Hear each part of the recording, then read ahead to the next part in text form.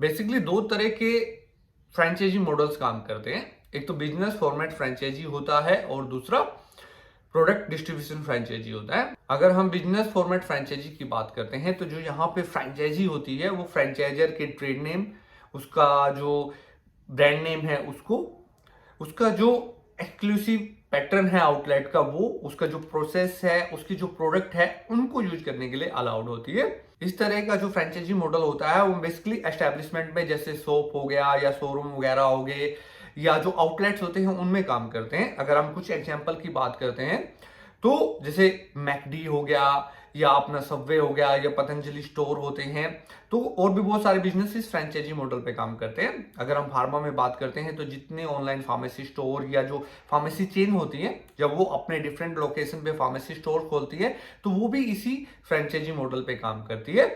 Hospitals brand भी इसी franchise model पे काम करते हैं। अगर हम प्रोडक्ट डिस्ट्रीब्यूशन फ्रेंचाइजी की बात करते हैं तो उसमें भी जो फ्रेंचाइजी होती है वो फ्रेंचाइजर के ट्रेड नेम, उनके ब्रांड नेम, उनके प्रोडक्ट और जो कि जितनी भी कॉमर्शियल एक्टिविटी है उनको यूज करने के लिए अलाउड होती है। बाकी इसमें डिफरेंस क्या होता है कि जो फ्रेंचाइजर होता है वो मैन्युफैक्चर या मार्केट करता है प्रोडक्ट को, और जो फ्रेंचाइजी होती है वो उसको सेल करती है, डिस्ट्रीब्यूट करती है एक्सक्लूसिव या सेमी एक्सक्लूसिव बेसिस पे।